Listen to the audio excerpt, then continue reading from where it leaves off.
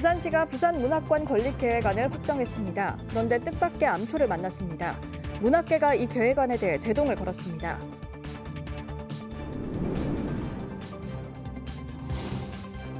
(3,000세대) 이상 대규모 단지가 들어설 대연 8구역 재개발 사업지가 학생 배치를 둘러싸고 교육당국과 갈등으로 시끄럽습니다.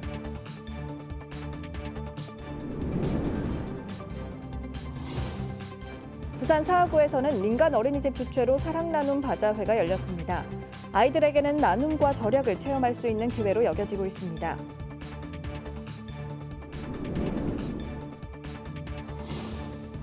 부산 서구와 중구를 비롯한 원도심 지역 4개 구의회가 여야를 막론하고 고도 제한 폐지에 한 목소리를 냈습니다.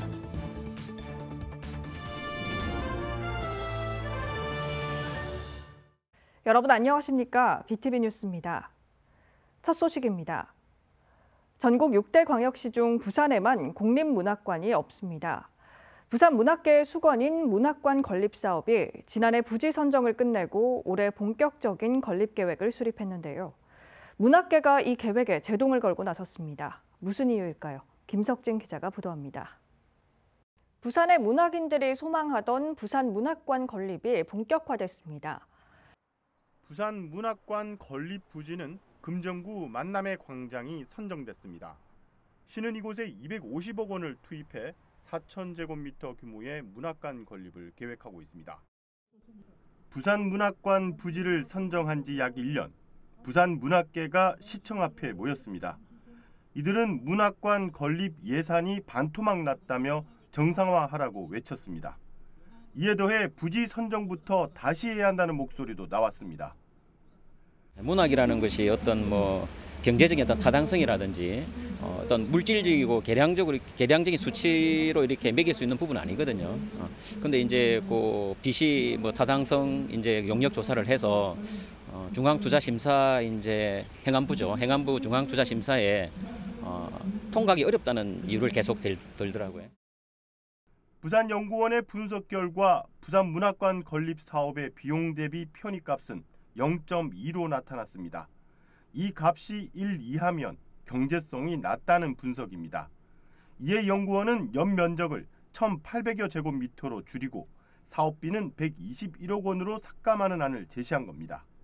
일단 부산문학관은 지금까지 추진해오던 그 모든 것을 백지화하고 새롭게 사실은 북항이라든지 또 전통적인 역사성이 있는 에덴공원이라든지 신은 에덴공원을 예산이 너무 많이 든다고 포기를 하라고 저희들에게 요구를 했는데 그런 긍정적인 어떤 장소들. 이 같은 반발에 대해 부산시는 건립 규모가 축소된 건 맞지만 예산 삭감 등은 사실과 다르다는 입장을 밝혔습니다. 시는 지난 16일 열린 부산 문학관 건립 추진위 자문회의에서 계획안을 설명하고 동의를 얻었다고 반박했습니다. 예산은 이제 부지가 이제 원래 4,000이었는데 3,600이 되면서 예산도 기존 그대로 290억 건립 250억으로 해서 이게 가는 걸로 저희가 그날 회의에서 결정이 됐습니다. 시는 문학관 건물 활용도를 높이기 위해 금정문화회관 부지를 활용하기 위한 협의도 진행 중이라고 밝혔습니다. 이와 함께 건립추진위원회를 다시 열어 콘텐츠 소위원회를 구성하고 세부 건립 계획도 만들 예정입니다. 하지만 퐁피두 센터 분관 유치 등에서 나타난 시와 문화예술계, 나아가 시민사회단체와의 불통 논란과 겹치며 문학관 건립 사업도 순탄치 못할 것이란 우려의 목소리가 나오고 있습니다. BTV 뉴스 김석진입니다. 부산 남구 대연 8구역 재개발 사업지에는 3,000세대 이상 대규모 단지가 들어설 계획인데요. 학생 배치를 둘러싸고 교육당국과의 갈등으로 시끄럽습니다. 무리한 기부 체납액 요구에 조합원들 반발이 큽니다. 김윤정 기자의 보도입니다. 부산 남구 대연 8구역 재개발 정비 사업 조합원들이 남부교육지원청 앞으로 몰려왔습니다. 교육지원청의 직무유기를 외치며 피켓 시위에 나섰습니다. 사업 시행 인가를 받기 위한 사실상 마지막 관문인 교육환경평가 심의를 받도록 해달라는 겁니다. 시교육청의 교육환경평가 심의를 통과하려면 먼저 남부교육지원청이 정비 사업에 따른 학생 배치 방안을 확정해야 하기 때문입니다. 하지만 남부교육지원청이 조합 측에 무리한 요구를 하고 있다는 겁니다. 조합 측은 재개발 사업 시 학교 용지법에 따라 학교 용지 부담금을 전체 분양가의 0.8%를 내도록 되어 있다는 주장이지만 남부교육지원청은 부담금 부과 대신 인근 석포초등학교를 신축해 학생을 전원 배치하거나 석포초등학교와 동천초등학교로 분산 배치를 위한 교사 증축을 요구하고 있습니다. 조합원들도 국민이고 국민의 한 사람으로서 교육세를 납부하고 있습니다. 그리고 재개발 현장에서는 학교 용지 분담금이라고 학교 부지가 모자랄 때를 대비해서 전체 조합에서 몇십억 아니면 몇백억대까지도 학교 용지 분담금을 납부합니다. 그 납부한 비용을 가지고 교육청에서 해야 할 학교에 학생들 분산 배치라든지 할 때 필요한 학교 교실이라든지 이 부분들을 교육청이나 교육청에서 행해야 되는 업무들을 이제 조합에 요구하는 게 가장 큰 문제입니다. 조합 측은 기부 체납액이 적절한지 가이드라인이 없다 보니 교육지원청에서 과도하게 기부 체납을 요구한다는 겁니다. 석포초등학교를 신설해라, 동천초등학교를 증축해라. 그 비용으로 따지면 500억 이상입니다. 500억 플러스 알파입니다. 이런 천문학적 금액을 모든 걸 조합에 다 떠안기고 이걸 해오지 않으면 당신들 학교 심의 개최 심의 자체를 받아주지 않겠다는 게. 교육당국은 부산시가 징수하는 학교 용지 부담금은 돌려받기 힘들다 보니 대부분 재개발 사업지마다 기부 체납 방식으로 진행해오고 있습니다. 부산시에서 저희한테 그 증축비에 대해서는 그 자기들이 학교 용지 부담금을 걷더라도 저희한테 그 전입을 시켜주지 않고 있습니다. 그런 부분도 있습니다. 저희가 그래서 그 증축 부분에 대해서는 학교 용지 부담금 부분을 교부에서는 그 절반을 주지만 부산시에서는 그 부분 증축에 대해서는 저희한테 전출하지 않고 있기 때문에 그 부분도 좀 저희가 시 확보하는 데는 어려움이 있습니다. 학생 배치를 둘러싼 양측의 갈등이 커지면서 조합 측은 또다시 사업 지연이 반복되지 않을까 우려하고 있습니다. BTV 뉴스 김윤정입니다. 어려운 경기 속 새 물건은 아니지만 나눠 쓰고 바꿔 쓰는 아나바다 체험이 마련돼 눈길을 끌었는데요. 버리기 아까운 물건도 재활용하고 어려운 이웃도 도울 수 있어 아이들에게는 산교육장이 되고 있습니다. 박철우 기자입니다. 마치 운동회를 하듯 꾸며진 다대포 낙조분수대 인근 푸른 광장. 펄럭이는 만국기 아래 바자회가 열렸습니다. 주최는 사하구 민간 어린이집 연합회. 44곳의 어린이집 천여 명의 아이들이 옹기종기 모였습니다. 이 바자회 시작 전 펼쳐진 비눗방울 공연. 아이들의 주의를 끌기 안성맞춤입니다. 여기저기서 신기함과 박수가 터져 나옵니다. 이어 공연이 끝나고 시작된 바자회. 아이들은 진열된 물건을 하나둘 눈여겨본 뒤 고사리 손으로 집어듭니다. 오늘 원숭이 인형 샀어요.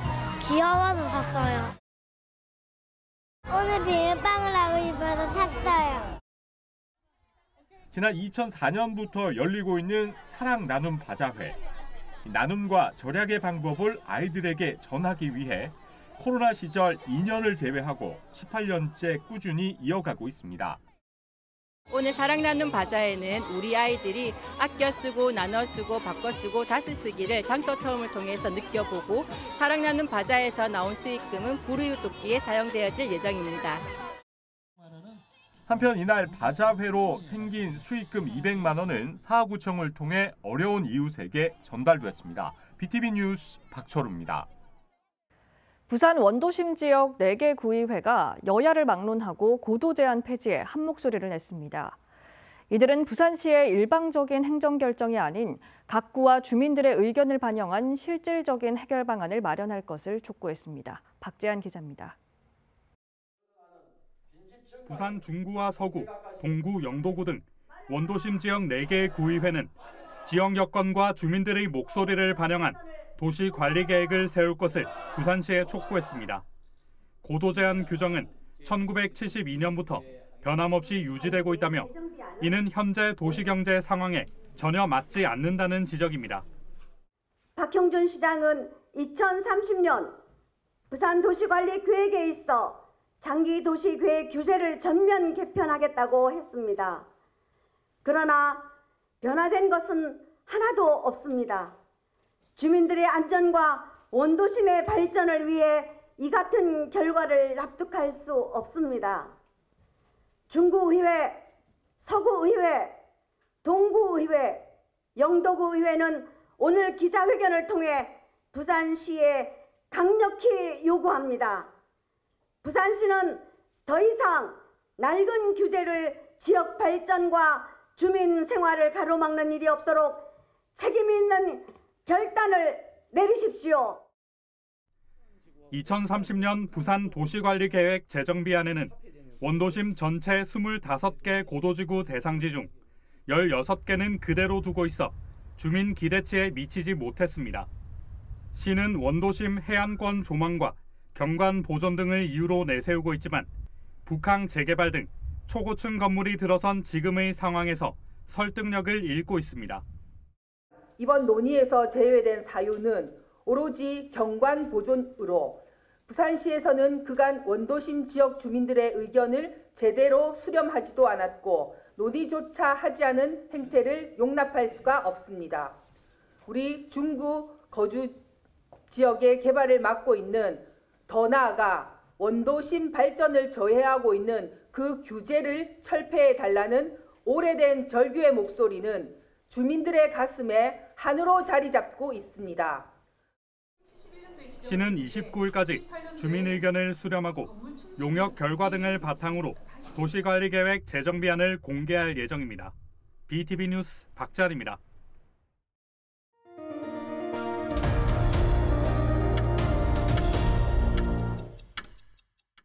부산본부세관이 저작권을 무시한 유명 아이돌 포토카드를 몰래 들여와 유통시킨 40대 남성 A씨를 검찰에 송치했습니다. A씨는 2022년 7월부터 올해 8월까지 만여 회에 걸쳐 가짜 포토카드 123만 장을 중국 해외 직구 사이트를 통해 밀수입해 국내 인터넷 쇼핑몰에서 판매한 혐의입니다. A씨는 한 세트당 400원에서 1,000원인 가짜 포토카드를 만원에 판매해 약 1억 6천만 원을 챙겼습니다. 세관 조사 결과 A씨는 단속을 피하기 위해 가족 등 18명의 개인 통관 고유 번호를 빌려 분산 반입한 것으로 드러났습니다. 부산 참여연대 구군 좋은 정책상에 북구의 낙동도서대전이 자치상을 수상했습니다. 낙동독서대전은 주민과 지역 도서관, 서점, 독립출판사가 함께하는 독서문화 저변 확대를 위한 행사로 2020년부터 이어지고 있습니다. 한편 올해 6회째를 맞는 구군 좋은 정책상에는 올해 북구를 비롯해 사하구와 수영구가 선정됐습니다. 요즘 청소년들 스마트폰 의존도가 높다 보니 친구들과의 소통 역시 디지털 메시지로 하는 것이 익숙한데요. 그래서인지 표현력과 문해력, 소통 역량이 떨어지는 경우가 많습니다. 그래서 아이들이 디지털 기기에서 벗어나 깊이 있는 소통과 표현을 할 수 있게 하는 교육이 이루어지고 있는데요. 부산지방우정청과 부산교육청이 함께하는 어린이 편지 쓰기 교실을 차선영 기자가 보도합니다. 안녕하세요. 저는 연담이고 할머니께서 계절에 대해 말씀을 많이 해주신 덕분에 감기에 잘 걸리지 않았어요. 할머니께서는 매일 저를 사랑한다고 하시잖아요. 저도 할머니를 너무너무 사랑해요. 전 할머니를 자주 뵙고 싶지만 저희 집은 부산이고 할머니의 집은 경주라서 자주 못 뵙고 못 가서 너무 아쉬워요. 9살 연담이가 경주에 사는 할머니에게 쓴 편지입니다. 부산 한 초등학교의 편지 쓰기 수업 시간. 아이들은 오랜만에 쓰는 손편지가 어색한지 썼다 지웠다를 반복하고 서툴지만 연필을 꾹꾹 눌러 정성스럽게 편지지에 써내려갑니다. 엄마 아빠에게 혹은 미래의 나에게 편지 쓰는 대상도 다양합니다. 지금의 내가 좋았던 일도 쓰고 아니면은 미래에 내가 좋았을 것 같은 일도 쓰고 그랬어요.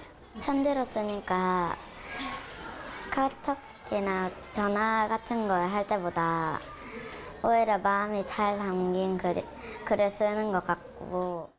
스마트폰 의존도가 높고 디지털 메시지에 익숙한 어린이들이 손편지를 쓰며 마음을 나누고 정서적 소통하는 법을 가르치기 위해 부산지방우정청과 부산교육청이 손을 맞잡았습니다. 우리 청소년들에게 편지 쓰기 문화를 체험함으로써 정서 함양은 물론 소통 능력과 문해력을 향상시키는 데 도움이 될 것이라고 판단되어 쉽고 재미있는 컨텐츠로 구성된 편지와 놀자 프로그램을 만들어 부산교육청과 함께 추진하게 되었습니다. 부산교육청은 어린이 편지 쓰기 문화 확산이 줄임말 등 한글 오남용을 막고 국어의 순화 작용에 도움이 될 것으로 기대하고 있습니다. 편지 쓰기를 통해서 더욱더 확산시킴으로써 우리가 잃어버렸던 이런 것들을 교육적 가치를 다시 회복하고 우리 학생들의 인성을 올곧게 키워가는. 부산지방우정청은 아이들이 디지털 기기 중독에서 벗어나 정서적으로 깊이 있는 소통과 표현, 창의적인 사고를 할 수 있도록 어린이 편지 쓰기 문화를 울산 경남 지역으로 더 확산시켜 나갈 계획입니다. 헬로티비 뉴스 차선영입니다. 부산시가 공공어린이병원 건립 사업을 본격적으로 추진합니다. 시는 건립 비용의 절반을 국비로 확보했다고 밝히고 오는 2028년 문을 열 계획입니다. 자세한 내용 김석진 기자가 보도합니다. 부산 어린이병원이 부산의료원 부지에 건립됩니다. 부지 면적은 8,340제곱미터에 지하 3층, 지상 3층으로 50병상 규모입니다. 진료 과목은 소아청소년과를 비롯해 정신건강의학과, 소아재활의학, 그리고 영상의학과, 치과 등입니다. 시는 최근 보건복지부로부터 국비 사업에 선정됐다고 밝혔습니다. 이에 따라 전체 사업비 486억 원 중 절반인 225억 원을 국비로 받습니다. 시는 내년에 공사 설계를 시작해 오는 2028년 개원을 목표로 하고 있습니다. 병원이 문을 열면 부산의 첫 공공어린이병원으로 공공보건의료체계의 거점 역할을 기대하고 있습니다. 공공어린이병원은 365일 심야휴일 진료체계를 구축하고 중증장애 아동 돌봄 서비스 제공을 하는 등 민간 의료기관에서 담당하기 어려운 부분에 대한 서비스를 계획하고 있습니다. 하지만 우려스러운 부분도 있습니다. 가뜩이나 부족한 소아청소년 분야 전문 의료진을 어떻게 확보하느냐는 겁니다. 시는 지역 대학병원과 협의체를 구성해 대응해 나갈 방침입니다. 시는 또 어린이병원 건립이 부산의료원의 기능 강화에도 중요한 역할을 할 것으로 기대하고 있습니다. 보건복지부에 따르면 부산의료원은 지방의료원 중 가장 많은 115억 원의 빚이 있고 올 상반기에만 약 60억 원을 빌린 것으로 나타났습니다. 병원 건립도 전에 운영이 잘 될지부터 걱정이 앞서는 이유입니다. BTV 뉴스 김석진입니다. 부산의 대표적인 관광지인 사하구 감천문화마을에 올해 200만 명이 넘는 국내외 관광객이 다녀갈 것으로 예상되는데요. 지난주 펼쳐진 감천문화마을 골목축제에도 5만 4천 명의 인파가 몰렸다고 합니다. 박철우 기자입니다. 한국 전쟁 당시 전국 각지에서 모여든 피란민의 힘겨운 삶의 터전을 간직한 곳, 부산 사하구 감천문화마을입니다. 시간이 지나 이제는 한국의 산토리니로 불릴 만큼 알록달록한 마을 모습에 주중 오전 시간에도 관광객들로 북적입니다. 如果我居住在这里的话，我会感到非常的开心。 마을 곳곳에 설치된 미술 작품, 특히 어린 왕자와 여우 조각상은 감천문화마을의 가장 인기 있는 작품 가운데 하나. 사진을 찍기 위해 긴 줄이 늘어섰습니다. 여기에 한국의 전통 옷을 입고 마을을 돌아보는 경험도 외국인 관광객들에게는 색다른 여행 경험입니다. We are come from Taiwan. Its history and how it transformed to a cultural village. 지난해 감천문화마을을 찾은 국내외 관광수는 290만 명. 올해도 200만 명이 넘는 관광객이 다녀갈 것으로 예상됩니다. 9월까지 212만 명이 다녀간 것으로 집계됐습니다. 특히 감천문화마을에 대한 외국인들의 선호도가 높은 것으로 나타났는데 대만과 일본, 태국 순으로 방문객이 많았습니다. 한편 10월 25일부터 27일에 감천 문화마을 일원에서 펼쳐진 골목 축제에는 5만 4천 명이 넘는 국내외 관광객이 다녀간 것으로 집계돼 이 서부산 관광 명소의 한 곳으로 이름을 올리고 있습니다. BTV 뉴스 박철우입니다. 부산 모든 지역 대형마트가 매달 둘째, 넷째 월요일 문을 닫고 있습니다. 일요일 휴무를 월요일로 바꾼 건데요. 6개월이 지난 현재 마트 노동자 90%는 평일 휴무를 만족하지 않고 있습니다. 장동원 기자입니다. 부산 각 지자체는 지난 5월부터 차례로 대형마트를 비롯한 SSM의 의무 휴업일을 일요일에서 월요일로 변경했습니다.